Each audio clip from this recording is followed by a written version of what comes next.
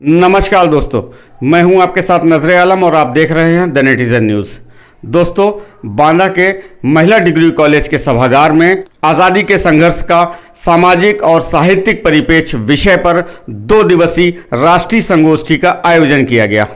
इस राष्ट्रीय संगोष्ठी में बांदा ही नहीं बल्कि हिंदुस्तान के कई अन्य प्रांतों से आए हुए विद्वानों ने अपने अपने विचार रखे। जिस प्रजातंत्र को, जिस लोकतंत्र को एक बेहतर समाज सजना चाहिए था, उसी लोकतंत्र ने नफरतें बढ़ाई, उसी लोकतंत्र ने जातिवाद को बढ़ाया है, उसी लोकतंत्र ने धर्मवाद को बढ़ावा दिया है, उसी लोकतंत्र ने अर्थवाद को बढ़ावा दिया है। और जहाँ पर यह असमानता रहेगी, वह समाज एक बेहतर समाज की रचना की तरफ आगे नहीं बढ़ पाएगा। 2 दिनों तक चलने वाले इस राष्ट्रीय संगोष्ठी में कॉलेज की छात्राओं के साथ साथ कुछ मासूम बच्चियों के द्वारा भी नृत्य कला का प्रदर्शन किया गया।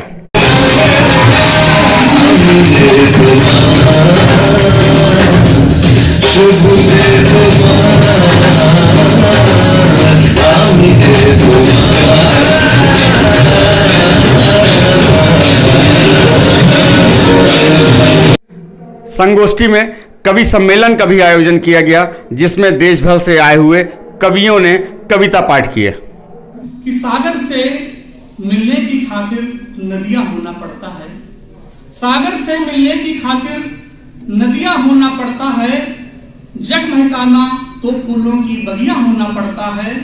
सागर से मिलने की खातिर नदियां होना पड़ता है, जग महकाना तो फूलों की बगिया होना पड़ता है। और बेटा बनकर शायद तुमको माँ के आंसू ना दिखे, बेटा बनकर शायद तुमको माँ के आंसू ना दिखे, माँ के आंसू पढ़ना हो तो बेटिया होना पड़ता है। इस संगोष्ठी में आज़ादी के पहले और आज़ादी का संघर्ष और आज़ादी के बाद आज जो देश के हालात हैं, इस पर विस्तार से चर्चा की गई। ये ब्रेख्ट ने जो कहा था, आज रेलेवेंट है, प्रासंगिक है। What an age it is, ये कैसा समय है। When to speak of trees is almost a crime, जब पेड़ों के बारे में बात करना एक जुर्म है, क्योंकि for it is a kind of silence about injustice, क्योंकि ये अन्याय के बारे में चुप्पी है। आप प्रकृति की बात करेंगे, आप स्त्री के सौंदर्य की बात करेंगे, तो एक अर्थ में अपराध करेंगे, क्योंकि इसका मतलब है कि आप अन्याय के बारे में चुप हैं। कई विद्वानों ने देश के आज के हालात पर चिंता व्यक्त की। एक दूसरे को काट कर बढ़ने के बीच, एक दूसरे को काट कर बढ़ने के बीच मरघट से लाए नरकंकारों के ढेर, लंबी लाइन अस्पताल में, बीमार दम घुटाऊ दिल्ली में, रेडियो टीवी अखबार की बिकी हुई खबरों के बीच, गौरव गान के बीच, कहीं धीमी रफ्तार में रेंगती गाड़ियां, कहीं तेज रफ्तार, इनर सर्किल की चकमक, आउटर सर्किल फुटपाथ पर सपरिवार रहते असंख्य बेघर लोग, प्लास्टिक तिरपाल में, झुग्गी झोपड़ी में, north Avenue, south Avenue, Lok Sabha, Rajya Sabha या सफर करते अनथक मेट्रो बस यात्री, किसी को मालूम है इन बेघरों का नाम और अता पता, नागरिकता, तरह तरह की बातें, तरह तरह के संदेह। अल्पना मिश्र हूँ मैं और दिल्ली से आई हूँ। दिल्ली विश्वविद्यालय में प्रोफेसर हूँ और हिंदी की लेखक हूँ। बहुत सारी मेरी किताबें जो कहानी संग्रह हैं, भारती ज्ञानपीठ से, राजकमल से प्रकाशित हैं, उपन्यास आए हैं और बहुत सारी भाषाओं में उनका अनुवाद हुआ है। इस तरह के आयोजन हमारे समाज के लिए और बृहत्तर स्तर पर देखें तो देश के लिए बहुत लाभकारी हैं, क्योंकि कहीं ना कहीं आप इन बहसों की तरफ ले जाते हैं। अब जैसे इसका विषय है आज़ादी का संघर्ष और उसका सामाजिक और साहित्यिक पहलू, तो इन सारे विषयों में जाने का जो मौका मिल रहा है और विद्यार्थियों को जो समझने का, उनकी चेतना का जो विस्तार हो रहा है, वो बहुत ज़रूरी चीज़ है। और बांदा जैसी जगह में, छोटी जगहों में और ज़रूरी है, क्योंकि दिल्ली में तो बच्चों के पास बहुत लाइब्रेरी, बहुत सारी और सुविधाएं हैं जो छोटे शहरों के छात्र छात्राओं के पास उतनी नहीं हैं। मैंने अपने वक्तव्य में भी कहा कि अगर हम इस तरह के विषय पर बात करते हैं और स्वाधीनता आंदोलन के संघर्ष को याद करते हैं तो हमें बहुत सारे उसके अन्य पहलुओं, यानी वो संघर्ष इकहरा नहीं था, उसमें और बहुत सारे संघर्ष छिपे हुए थे, जो सामाजिक समानता के संघर्ष थे, उन सारी चीज़ों को जो आज भी हमारी ज़रूरत बने हुए हैं, जैसे अंधविश्वासों से लड़ना, तो वहाँ भी एक इस तरह की जड़ता के विरुद्ध जो लड़ाई थी, भेदभाव जो थे, छुआछूत जो थी, उन सारी, वर्ग भेद था, बहुत सारी और चीज़ें जो थी, उन सब से भी एक लड़ाई जो आज भी मैं कह रही हूँ कि गांधी ने स्वाधीनता आंदोलन की बात की, स्वाधीन चेतना की बात भी की थी। वह स्वाधीन चेतना आज भी, उसके लिए हमें संघर्ष करने की ज़रूरत है और ये जागरूकता हमारे समाज में आनी चाहिए कि एक स्वस्थ समाज और एक बेहतर दुनिया का निर्माण किया जा सके। मैं पंकज चतुर्वेदी हूँ और कविता वगैरह लिखते हैं, आलोचना कर्म करते हैं और पेशे से शिक्षक हूँ। तो आपका सवाल है कि उस समय के हालात और आज के हालात में क्या फ़र्क है, यानी आज़ाद भारत और आज़ादी के पहले का भारत। तो उसमें यही फ़र्क है कि पहले शोषण अंग्रेज़ कर रहे थे, अब उनके जैसे ही भारतीय कर रहे हैं। तो ये हालात ज़्यादा तकलीफ़देह हैं, क्योंकि विदेशी ताकतों से लड़ना आसान होता है, अपने ही भाइयों से लड़ना कठिन होता है। और जो साम्राज्यवादी शक्तियां हैं वो आज भारत में नहीं हैं भौतिक रूप से, बिना यहाँ आए वो मुनाफा कमा रही हैं। तो जब शत्रु अदृश्य हो जाता है तब उससे लड़ना और कठिन हो जाता है, बल्कि असंभव हो जाता है। इस पर परसाई जी ने, हरिशंकर परसाई हिंदी के जो बड़े व्यंग्यकार थे, उन्होंने इस परिस्थिति की तुलना करते हुए कुछ पंक्तियाँ लिखी हैं और इन पंक्तियों से मैं सहमत हूँ। वो पंक्तियाँ मैं आपके समक्ष रख रहा हूँ, यही मेरा जवाब है, क्योंकि मेरी परसाई जी की बातों से सहमति है। उन्होंने कहा, यानी अंग्रेज़ों ने कहा, India is a beautiful country, और छुरी कांटे से इंडिया को खाने लगे। जब आधा खा चुके तब देशी खाने वालों ने कहा, अगर इंडिया इतना खूबसूरत है तो बाकी हमें खा लेने दो। तुमने इंडिया खा लिया, बाकी बचा भारत हमें खाने दो। ये बातचीत 1947 में हुई थी। हम लोगों ने कहा अहिंसक क्रांति हो गई। तो कहते ना साबरमती के संत, तूने कर दिया कमाल, ले ली आज़ादी बिना खड्ग बिना ढाल। तो हम लोगों ने कहा अहिंसक क्रांति हो गई। बाहर वालों ने कहा ये ट्रांसफ़र ऑफ पावर है, सत्ता का हस्तांतरण। लेकिन सच पूछो तो ये ट्रांसफ़र ऑफ डिश हुआ। थाली उनके सामने से इनके सामने आ गई। वे देश को पश्चिमी सभ्यता के सलाद से खाते थे, ये जनतंत्र के अचार के साथ खाते हैं।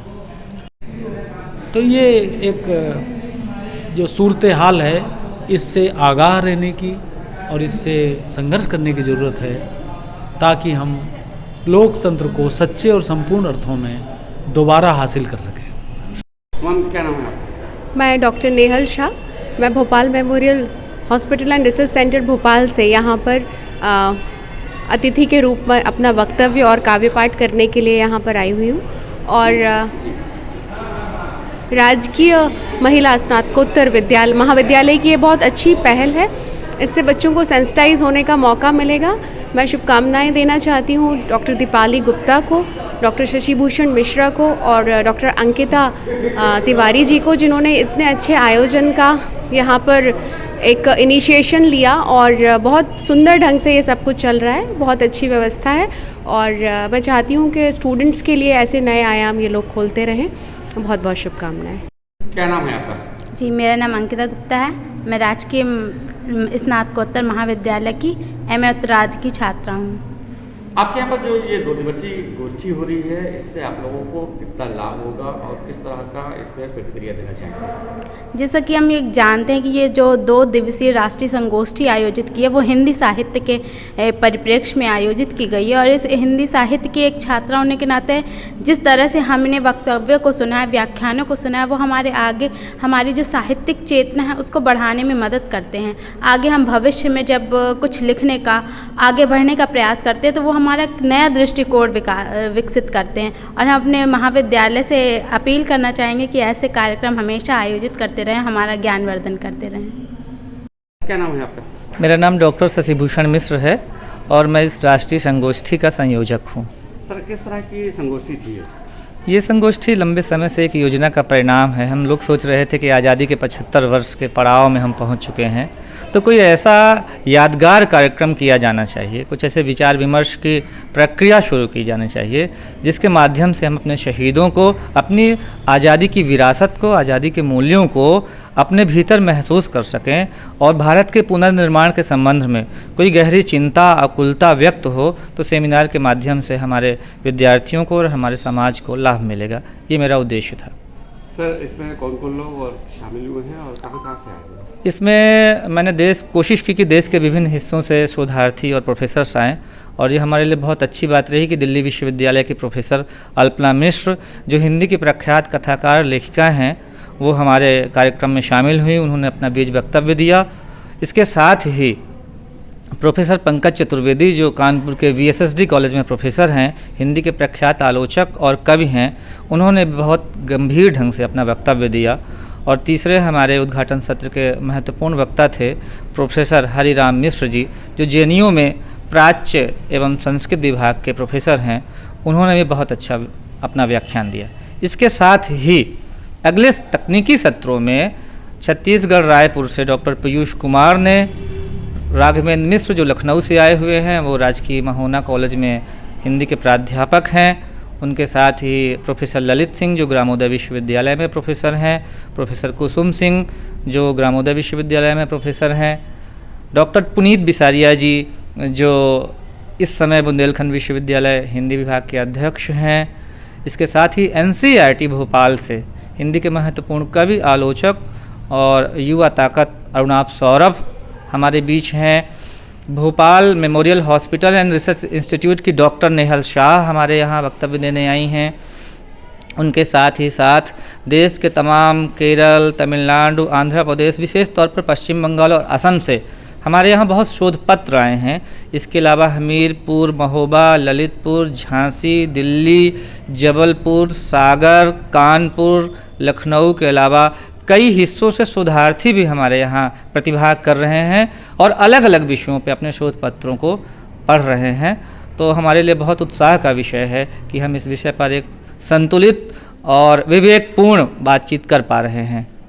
जी, हमने ये सोचा कि कविता की भूमिका समाज में बहुत महत्वपूर्ण होती है और ये बात को रेखांकित करते हुए हमने शाम को एक काव्य संध्या और नृत्य संध्या का संयुक्त संगमन किया। और इसमें ये बहुत खुशी की बात रही कि हमारे विद्यालय की 2 छात्राओं ने, प्रियांशी रेकवार और मेधा मिश्रा ने कविताएं पढ़ी, सबीहा रहमानी जी और श्रद्धा निगम जी ने कविताएं पढ़ी, और 5 हमारे बाहर के आमंत्रित कवि थे जिन्होंने अपनी कविताओं का पाठ किया, जिनमें राघवेंद्र मिश्र लखनऊ से आए थे, नेहल शाह भोपाल से, इसके साथ ही केशव तिवारी बांदा से, नरेंद्र पुंडरीक जी बांदा से थे, और उनके अलावा हमारे बीच अन्य भी कवियों ने अपनी कविताएं प्रस्तुत की। जी, सांस्कृतिक कार्यक्रम की हमारी सोच थी कि आज़ादी के 75 वर्षों में कुछ ऐसी प्रस्तुतियां हमारी विद्यार्थी दें जिनमें आज़ादी की विरासत, आज़ादी की भावना और आज़ादी की उमंग हो। इन सभी रंगों को संयुक्त करते हुए हमने सांस्कृतिक संध्या आयोजित की थी, जिसमें हमारे महाविद्यालय की सीमा सिंह ने बहुत शानदार प्रस्तुति दी और इसके साथ ही बहुत ही छोटी बेटी शुभता मिश्रा ने भी अपनी प्रस्तुति दी। और ये सबसे खुशी का विषय ये रहा कि रात को 9 बजे तक हमारा सभागार खचाखच भरा रहा, वरना तो कभी सम्मेलनों में ये हाल होता है कि कभी जब तक कविता पढ़ रहे होते हैं हॉल खाली हो गया होता है। तो एक साथ हमने अकादमिकता, एक साथ हमने सांस्कृतिक कार्यक्रम और इसके साथ ही कविताई को भी इस योजना में शामिल किया है, ताकि आज़ादी के अमृत महोत्सव की एक व्यापक रणनीतिक और बौद्धिक प्रक्रिया का आरंभ इस महाविद्यालय से हो सके, इस सेमिनार के माध्यम से हो सके। इसलिए जिन लोगों ने भी शिरकत की, जिन लोगों ने भी इसमें अपनी सहभागिता दी, उन सब के प्रति मैं ऋणी हूँ और ऋणी हूँ बांदा की इस भूमि का, जहाँ इतने बड़े बड़े साहित्यकार, लेखक, कवि, आलोचकों ने आके इस महाविद्यालय में अपनी बात रखी।